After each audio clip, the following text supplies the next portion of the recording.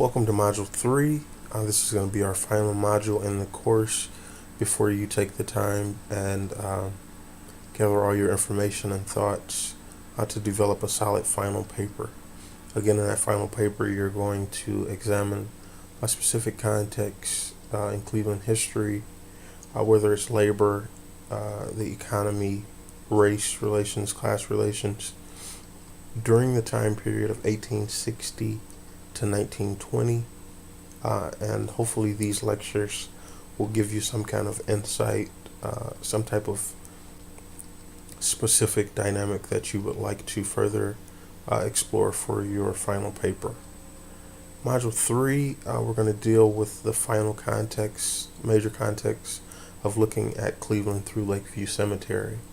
I think as you've seen probably a lot that you didn't know that Lakeview Cemetery helped to develop, and whether you're from Cleveland or not, Lakeview Cemetery is probably a place that you haven't really heard of, but throughout this class I think you'll understand a lot better the dynamic that it represents for Cleveland. With that being said, let's get started with Module 3. Now, the most important context to explore Lakeview Cemetery is going to be from the perspective of Cleveland history, of course. The first thing, and that's what we're going to do today, first examine it from a local Cleveland perspective. What did Lakeview Cemetery do for Cleveland as a city?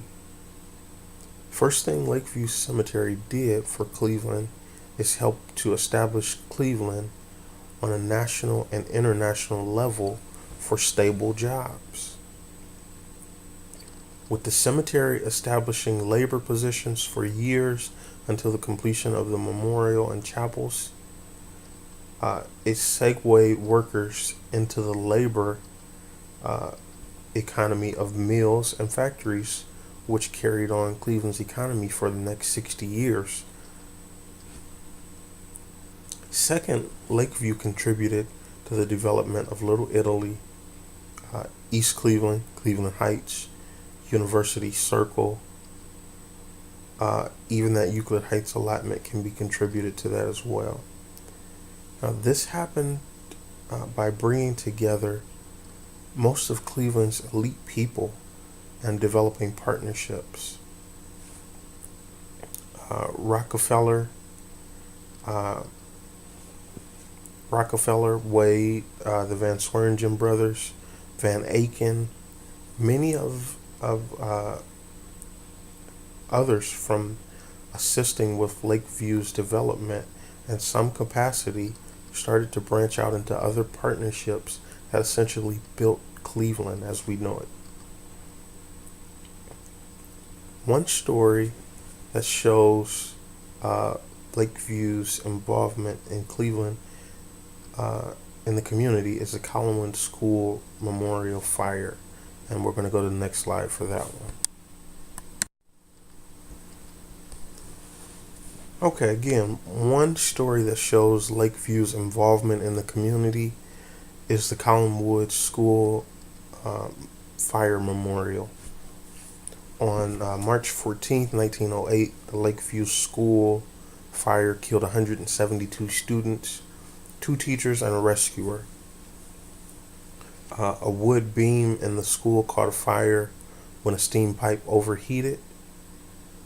The school only had one main wooden staircase from the entrance to the upper floors of the building.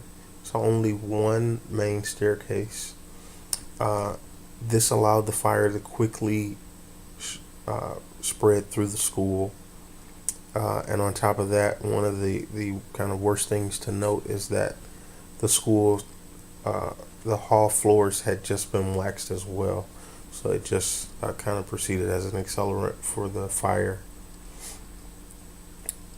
Most of the students and staff died from smoke inhalation, were burned in the fire itself, or died jumping from the higher floors of the school. People that were killed in the school fire and could not be identified, or whose families could not afford a grave, were buried in a mass grave at Lakeview Cemetery. So it kind of shows how they started to get involved and develop a presence where people knew them in the community. In this tragic event, the incident also brought national attention to the need for schools and public buildings to have doors which opened outwardly. So from this, you'll see on a national level the development of the breakaway doors with the bars so that they can be opened from the inside or from the outside. And even this specific incident helped later develop Collinwood into a more thriving, stronger neighborhood as well.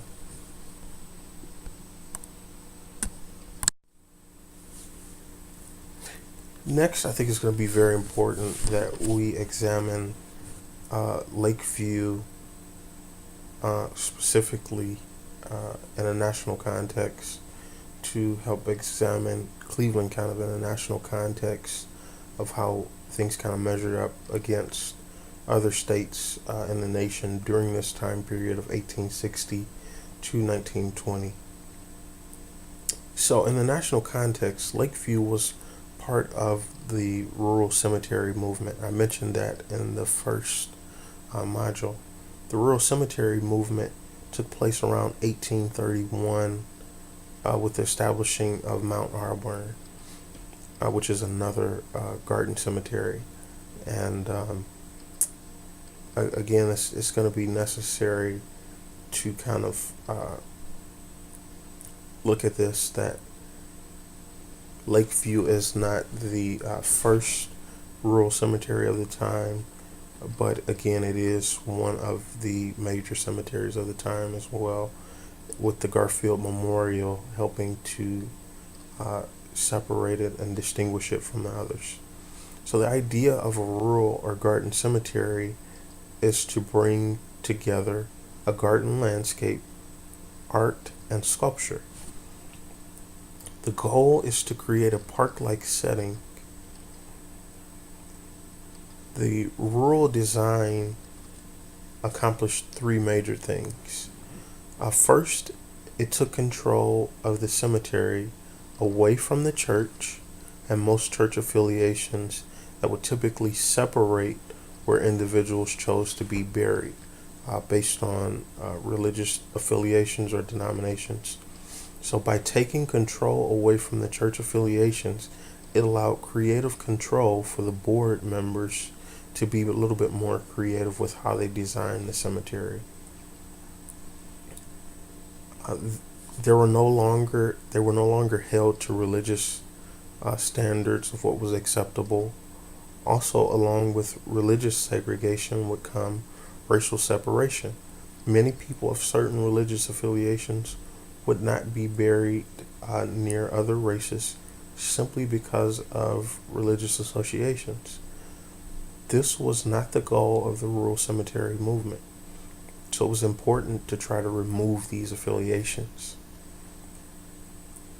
Next, it utilized a park-like setting, making the cemetery accessible for more than one use. It was no longer considered a place where the family could go to just mourn, but now they could go to celebrate the life of an individual. Also, with the art and park-like setting, many families would gather in these rural cemeteries on weekends or even hold family events here because they were more like parks. Also, the rural cemetery movement transferred the idea that a city's physical environment could be manipulated, shaped, or controlled. And I think again with the major creators or board members that were in place, which were the wealthy elite and developers of the time, this movement kind of brought across that idea where they did start developing cities and strong economies in places where you weren't necessarily seeing them before. So this movement allowed for the creative development of land and structures. Developers were no longer constrained by the typical constructions of the time. This gave them creative license to think outside the box with designs.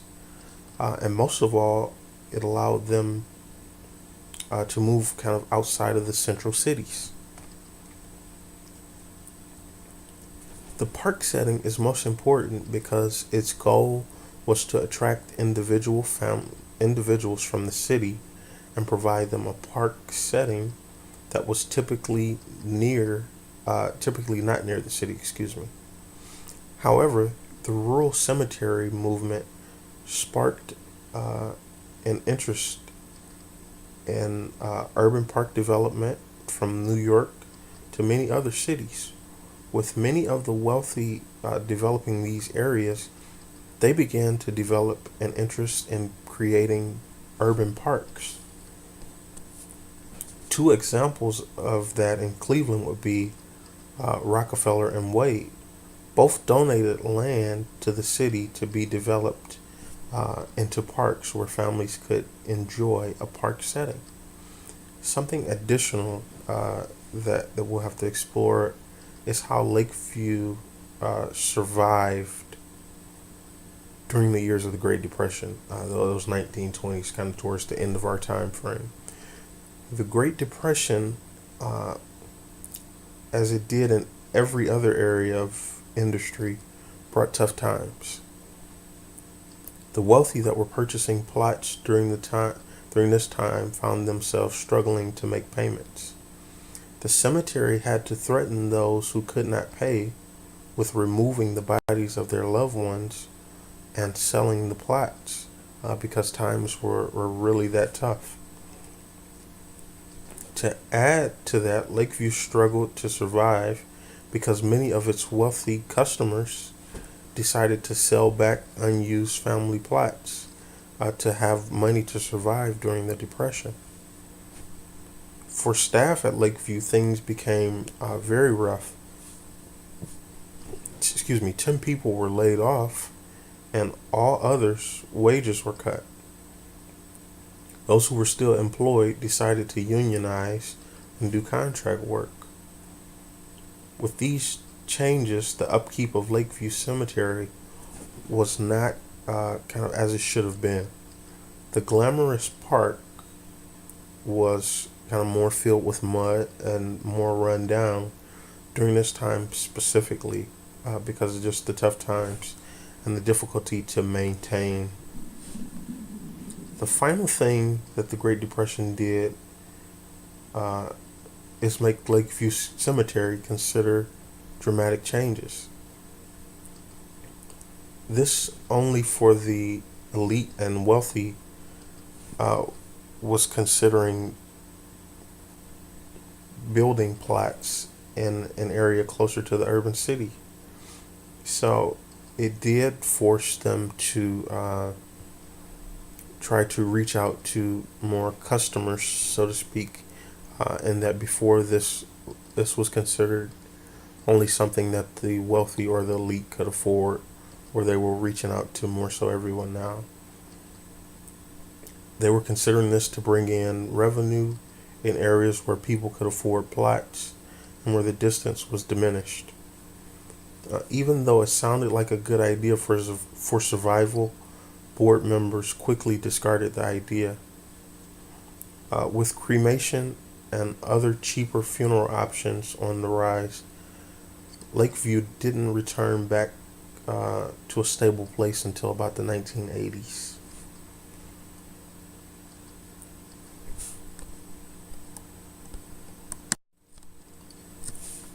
Now we're going to go into a kind of summation of all the things that we've been examining throughout the course of these modules. There are three main conclusions that we can come to from exploring these various perspectives of Lakeview Cemetery, and specifically looking at Cleveland through Lakeview Cemetery and its contributions. The first is the dominant position of Cleveland economically and through class as well.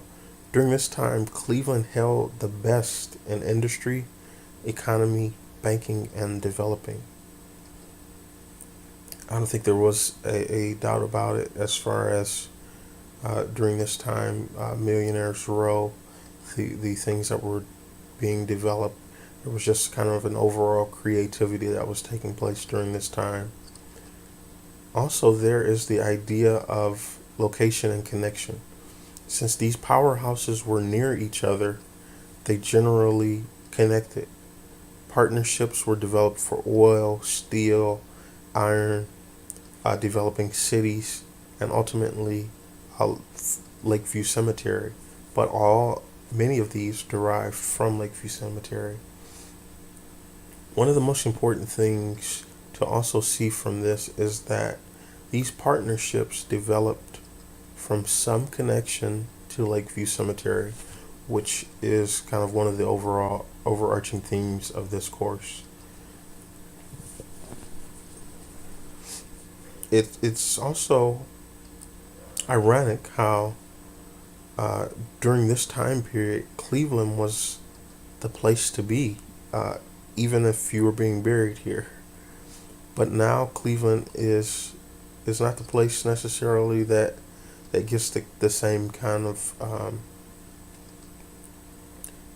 reputation as it once had in those glory days of Millionaires Row and some of the wealthy elite kind of being here. It's kind of lost that reputation for stable work, specifically in those environments that thrived for 60, almost 60 years in the factories, the mills, and those kind of things. Now, this is ultimately one of the failures of Cleveland. A major city cannot base its economy solely in one area. Now, early on, it has been based in labor and factories, and today we kind of see a similar theme to compare against, and that Cleveland's main economy is solely in is primarily, not solely, primarily in healthcare, with Cleveland clinics and university hospitals and Metro. And when the health industry decides to move to a more prominent place, Cleveland will not have as promising a future. It'll kind of be going through a phase again of reinventing itself. Lakeview also showed how Cleveland was on a national scene during this time period. The cemetery, uh, the Lakeview Cemetery, was bringing many jobs and stability of income to Cleveland, but also was leading to what would be the future of Cleveland and steel. Birthed out of this labor idea came steel and iron mills. They carried Cleveland's economy into the next phase of labor for about 60 years, which was very great. But I think again we can use how things from the past can help to predict some possible things that can be influenced from in the future, and I think we can kind of compare and contrast. But in a sense of a national context, Lakeview was a part of the rural cemetery movement. This changed national views of how cemeteries should be during this time. It also set Cleveland aside as a special city because not every city had a rural cemetery.